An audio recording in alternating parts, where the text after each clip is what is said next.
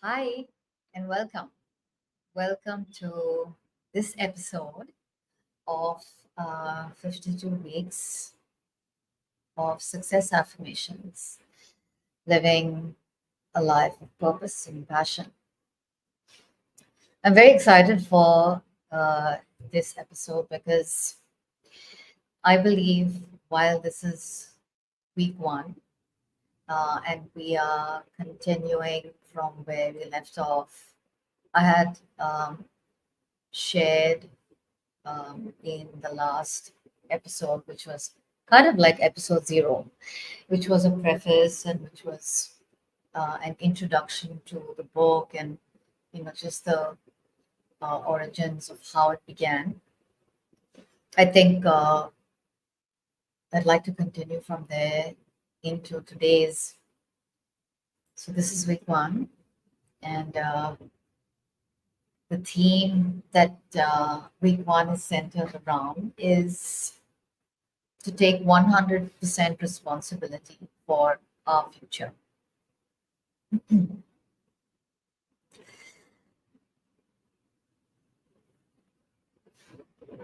So, as I began, I mentioned that this is, I believe, in my opinion, very important theme um, to reflect on, to go deep into, uh, but also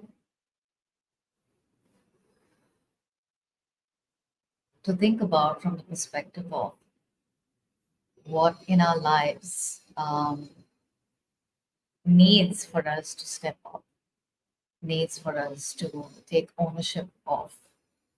And I want to start with this very powerful quote that's shared in the book by the author of A Million Miles in a Thousand Years, How I Learned to Live a Better Story. Donald Miller, who says, we don't naturally want to take responsibility for our lives. We want to give the responsibility to someone else. We blame them when our lives aren't good. And I thought that this is very powerful and very potent, primarily because, wherever in our lives we are currently, our current reality, and wherever we want to go, a lot of times it's very easy to give up responsibility and, play the blame game, primarily because underneath that is the shadow of the fear of um, taking up that responsibility of our own life. What would that mean? Because underneath responsibility, it sometimes can feel like a burden. Sometimes can feel like, what if I do go down that path and I fail, or I'm rejected, or I don't make it? So I don't know if it was, a quote from the Middle Ages, but I'm reminded right now of this quotation that says, "We aren't really," and I might not be saying this in the exact frame, but I'm reminded of how it tells us that most often we are not afraid of failure, but we are afraid of our power, stepping into our power. And you can look that up because I know I've kind of probably butchered the quotation, but it really does make sense. And through these weeks, there I will be sharing three of the affirmations. Every week, there are three affirmations that are provided for us, but also the deeper reflections. And I want to move on to the first one, which is, I'm easily improving my life, moving with ease from where I am now to where I want to be. So I just want to share that through these 52 weeks and through these affirmations, there are a lot of very powerful tools and very powerful resources and exercises and intellectual, but also spiritual, multidimensional technologies for us to access, for us to practice. And on the surface, it just seems like very simple affirmations, but there is a whole lot more. There is a world within each week that I have, had the honor and the privilege to dive into since 2018. And last year with my son, if you've watched episode 0, you'll probably, become aware of that as well. And just the reasons why I chose to um curate this series, and the value that I see for sharing this with my networks. So, within this first affirmation, the things that he has brought up, Jack Canfield has brought up, is around um, first admitting to ourselves and becoming fully aware of where we are in our current paradigm. And I think and I believe this is really important from a coaching perspective, as well as working through shattering and breaking paradigms, and creating new paradigms for myself, as well as for clients. I think that it's important for us to acknowledge fully, see where we are. And I think this is important because a lot of times it can be very hard for us to look fully at who we are, all parts of who we are in our current reality. Because sometimes when we're wanting to grow, we might carry shame, we might carry guilt, we might carry embarrassment about parts of our life.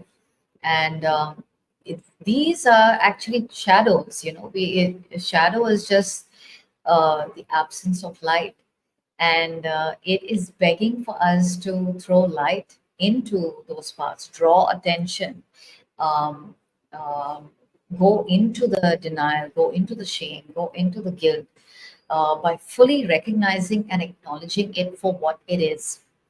And when we do this from a stance and from a position of observation without judgment, uh, I believe that we step into our power, because we are taking power back from these masks, from these shadows of shame, guilt, fear, embarrassment, um, anxiety.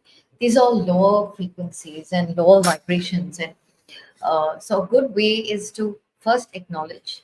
And a lot of the things that I'm sharing with you are not in the book, but it's really around the work that I do additionally for clients, as well as for myself and for my son. Just these additional dimensions that I believe bring a lot of the context and the content, to life, and give it a lot more dimension.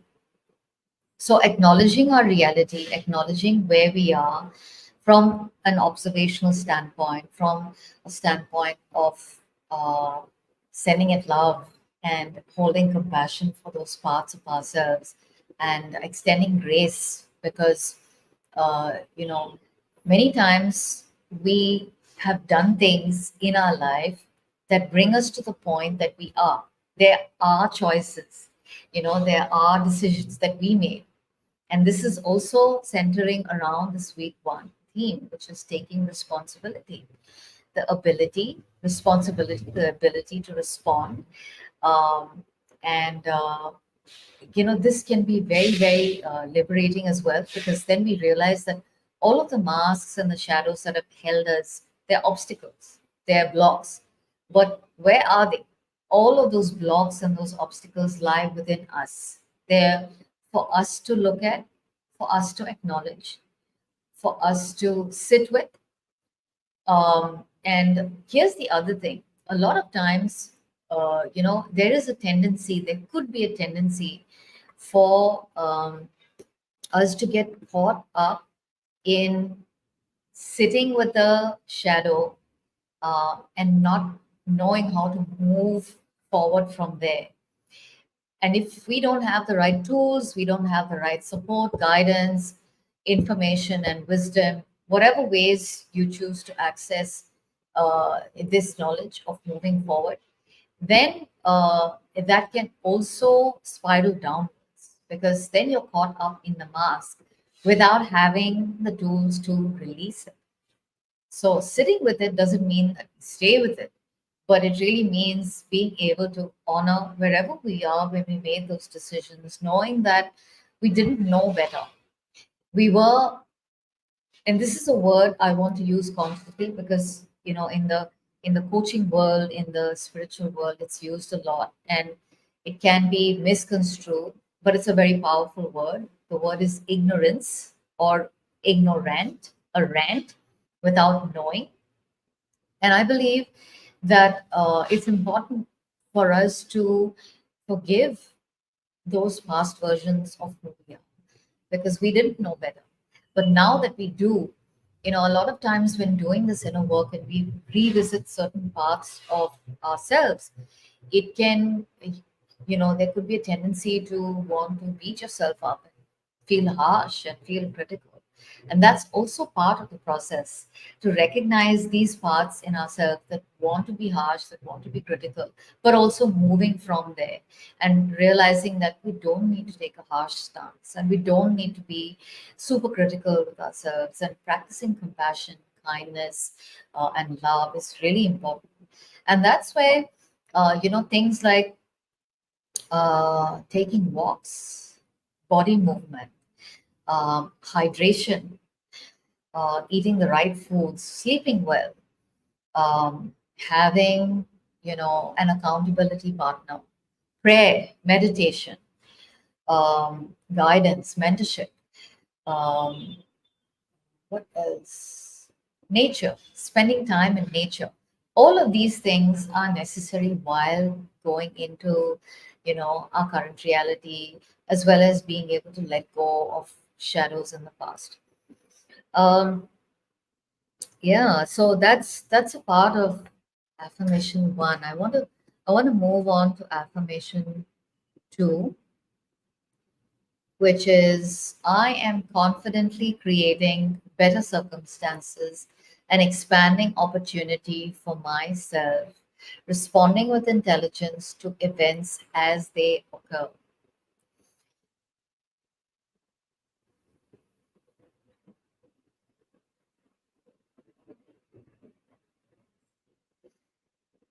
So through the book, Jack Canfield talks about a couple of practices, reminding us how the practice of integrating and setting the right energy every morning and then closing every day, which is towards evening, is so important and so valuable in order to set the stage.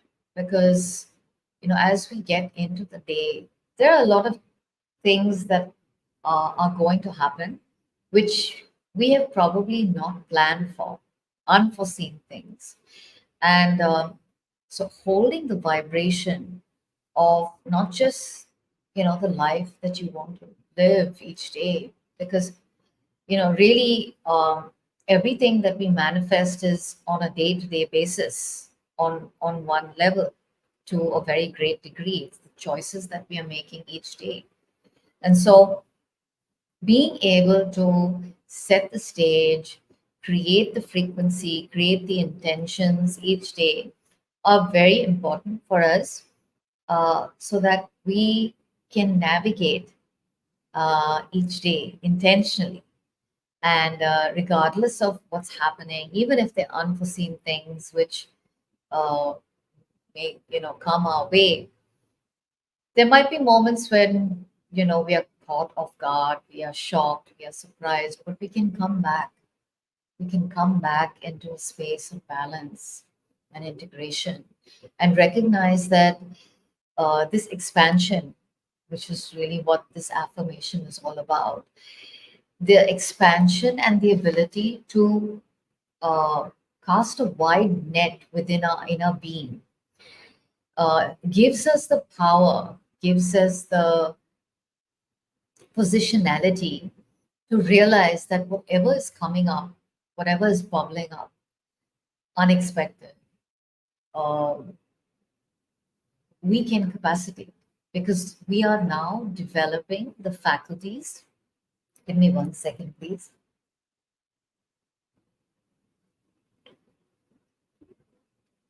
Excuse me.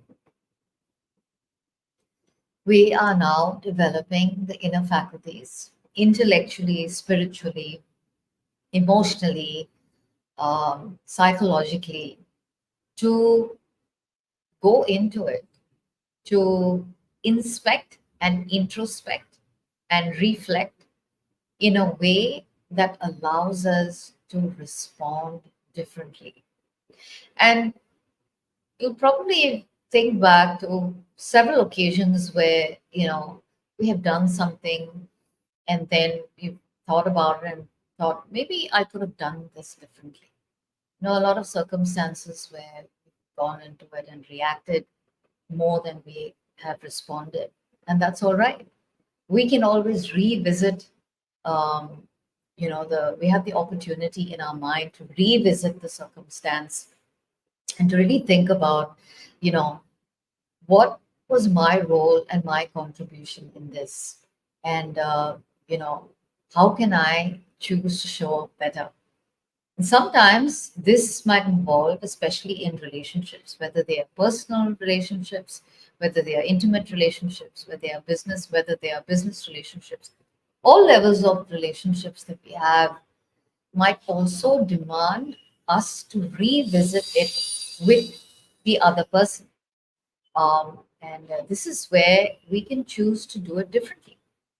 We can choose to own up, we can choose to have those conversations. And let me tell you, years ago, I didn't have these faculties and I didn't even know that I could do all of these things. I had to learn how to give myself the permission to reflect on it, to revisit it, to forgive myself, to forgive another person, and have those hard conversations in a way that makes me realize that intentionally I want to improve the situation. I want to improve the feeling tone, and I'm doing this because I care enough for myself, and I care enough for that relationship. So these are some things that kind of come up not just within the book around this particular affirmation, but also within myself. How have I processed part of this affirmation over the years, things that I've done, the things that I haven't done. Uh, and it's an ongoing journey. The way I look at it, I believe that I'm a lifelong student. And as much as possible, I know it's not always the case. I know my ego kicks in every now and then. Um, but as much as possible, I really try to adopt the beginner's mind and, come back, practice grounding myself, practice humility, um, and being open to feedback, which brings me to the third affirmation. I'm choosing to change my thoughts, images, behaviors to respond differently and produce better outcomes. So, do this, and what I had just shared with you before this was around feedback. Now, our environments are full of feedback. When I say environments, I mean our external environments as well as our internal environments, the environments that are within us, our inner self. And it's important for us to pay attention to both, through our days, as well as being conscious of, like, I had mentioned earlier on, the difference between our current reality and some parts of our life that we want to improve. And let me just also add over here that an improvement can be incremental, which is, step by step. But something that I learned in coaching, which I really love, to challenge clients as well as to challenge myself, is around these big, audacious goals, the ones that make you excited but also get you scared because they're challenging a paradigm, they're breaking an old paradigm, an old version of you. It's not just one small, tiny piece of who you are, but it's like painting, breaking down and painting an entirely different canvas. And that's the freedom that we all have, you know, the freedom to build from the ground up. And that can be very scary for our ego, because the function of the ego really is to protect, to help us survive. But we're not here to survive.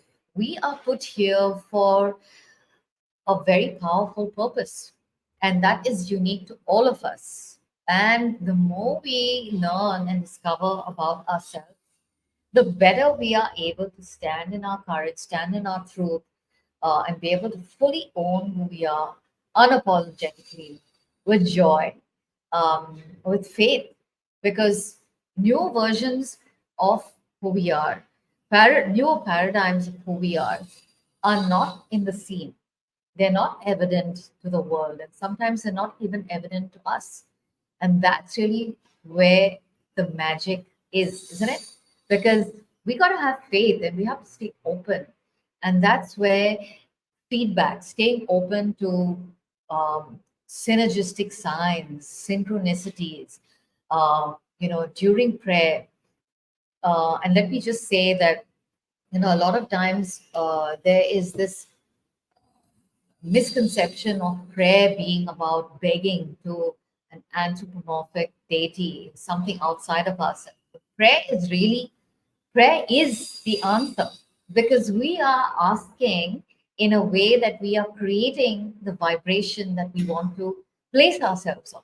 And that's very powerful when we can start to understand and understand prayer as a tool, as a channel to channel in the vibration and allow in the vibration that we want in, whether it's love, whether it's prosperity and success, whether it's health and vitality, whether it is abundance and fulfillment. All of these are vibrations. And through the act and through the channeling of prayer, we are placing ourselves onto that vibration. Now, I want you to really understand this part, because gaining that feedback, whether it's through the external environment, that will come in terms of, you know, experiences, people, books, music, uh, flashes and insights, which are the internal ones, intuition, the gut feelings. This is really, where the magic is. And the other thing that I want to just introduce over here is that, a lot of times clients have asked me this, and early on I wasn't able to articulate this, but through my own inner work and through processing this and learning this, I was able to better articulate this for myself and for my clients. That is uh, the difference between fear and intuition, right? Because a lot of times we are confused about whether we are projecting a fear or we are showing up authentically and paying attention to our intuition, our inner guide. And a good way to be discerning or start to understand, is it a fear or is it my intuition, is to be still. In today's day and age, it's so difficult for us to be still because we're so caught up in the madness of the world, whether it's busyness, social media, lots of chatter, not just external chatter, but internal chatter as well. And so being still, going into silence, spending time with ourselves is really, part of this process. The other is to ask ourselves, where is this projection of mine coming from?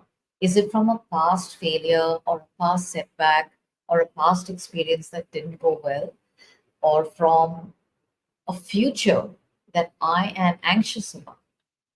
But in either of these, it's really an illusion, isn't it? It's not there. It's just something in our mind. And once we start to spend time, it disintegrates because it's just an illusion. It's Maya. So that's one part of it. That's the fear.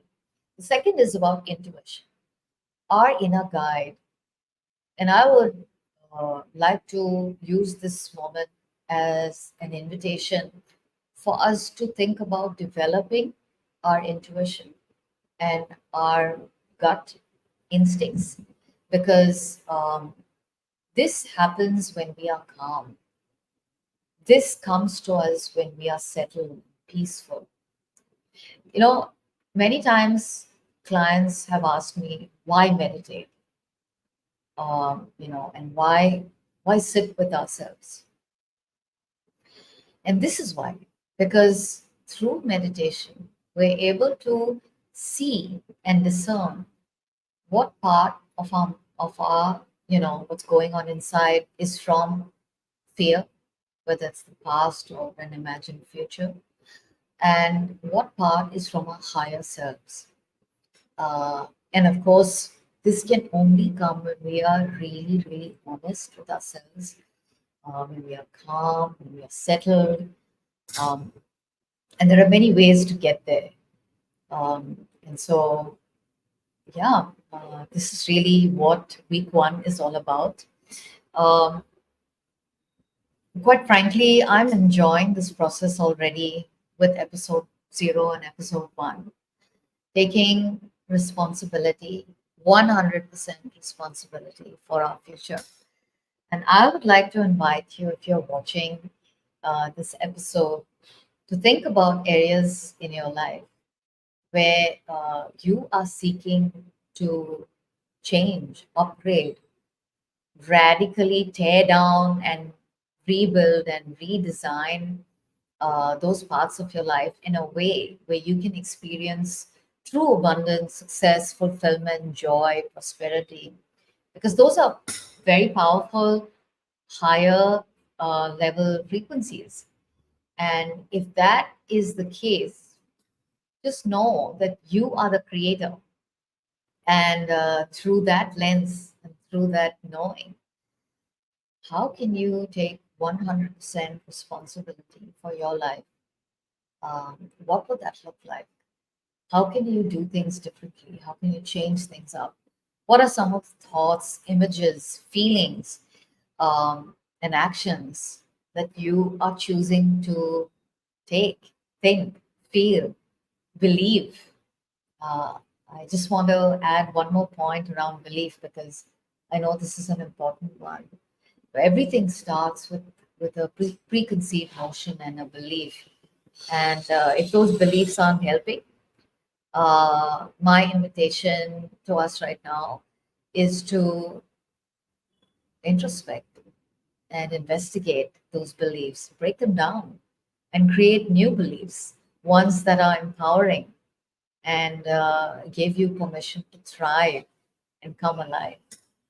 So, on that note, I would like to wish you a very wonderful weekend, and I look forward to seeing you on week two next week. Thank you for watching. Thank you for staying with us. Bye bye.